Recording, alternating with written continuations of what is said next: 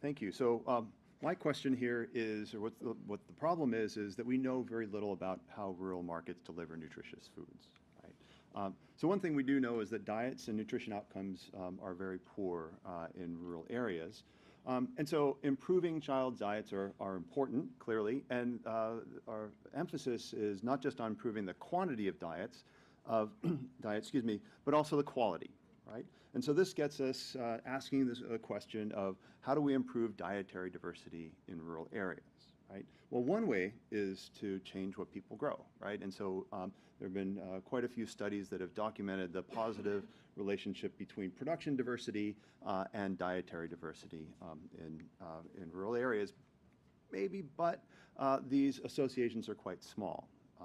And further, markets are the main source of non-staple foods for many households, as we see from this study by Spatu and Kaim for Ethiopia, right? So the markets are important for access to meat, fruits and vegetables, and the like. So why does this problem exist? Well, many nutritious foods are highly perishable, right, as has already been said, and poor infrastructure can result in thin or missing markets. So this gets us thinking about, well, if households have access to markets, what is the quality of the market that matters as well, not just the access to the markets, right? And so the way we can think about this is, well, high quality markets are those where nutritious foods are available, right, and are affordable, as Derek had said before as well, and are safe. And as Derek also noted earlier, we don't address the safety in the work here, but we address the availability and affordability. Right? Okay, so how do we understand this problem? We use data from the highlands of Ethiopia, where we combine household survey data, where we have information on kids' diets, with market survey data, where we have information on the characteristics of markets. And what we do with this is that we relate child dietary diversity to market quality, right? And as has already been suggested, we think about this in terms of the market quality in terms of availability and affordability. Our availability measure is just simply the number of food groups that are available in the markets, that are sold in the markets. And then for affordability, as we've seen with a number of the presentations already, we use calorie price ratios. Again, this is the idea of how expensive is it for a parent to feed a child an egg, for example, as opposed to maize. Right? So our main results, starting with just the kids' consumption and their dietary diversity. Dietary diversity is very limited. Right? We find that on average, kids consume only one non-staple food group in this survey area. Indeed, only 6% of kids in the sample consume 4 or more food groups within the previous day, with 4 being the recommended minimum daily amount.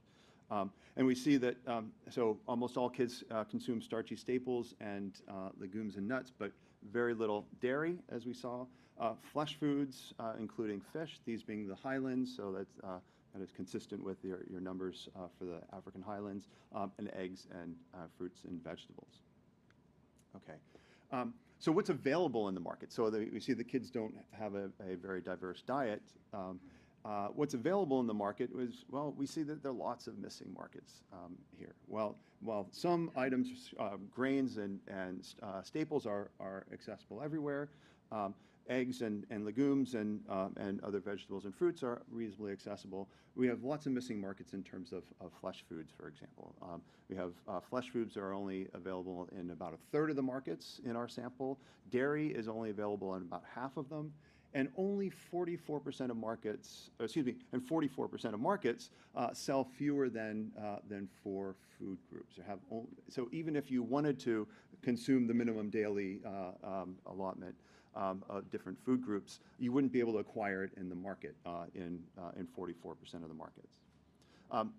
So what we do with our econometric analysis is we estimate the relationship between the number of food groups, non-staple food groups that are available in the markets and how that is associated with dietary diversity.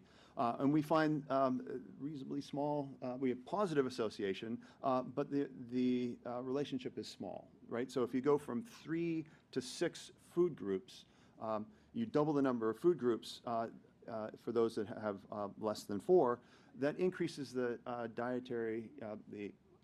number of food groups by just under a quarter, right? So it's quite small. So why such a small, a weak linkage? Well, affordability is a major constraint, right? So we've seen these calorie price ratios that are quite large, and in particular, animal source foods are super expensive in rural areas in Ethiopia, right? So we're looking at over 25 calorie price ratios that are over 25 for flesh foods and eggs, and dairy, they are on the order of 15 in the earlier round of our survey. Again, with our econometric analysis, right, we estimate the effects of prices on the diets, and we find here that they're small as well. So doubling the mean calorie price ratio for the market, the way we do this is that we calculate calorie price ratios for all of the food groups in the markets, and then we take the geometric mean to get the mean for, or the measure of calorie price ratios for the markets. We find that if you double the mean calorie price ratio, this results in only about 0.15 fewer food groups consumed. So while there is a positive relationship, it is small. Why is this? Well, it could be that our survey is made up of very poor households. These are the PS&P households, and the prices are already very high, right? And so it could be an issue with our sample, and this is something that we are going to do a bit more with. So bottom line, very poor households rely heavily on imperfect markets, right? Availability of nutritious foods is quite limited, right? Especially dairy products. And affordability of nutritious foods is extremely low. Poor households basically live in poor food systems. Now, in terms of what's on the policy agenda for improving rural markets, we bring a lot of questions, don't have the answers to them, but on the supply side, thinking about value chains and the infrastructure and basic productivity, and then on the demand side as well, that's worth pursuing. So now it's my honor to pass this on to Robel.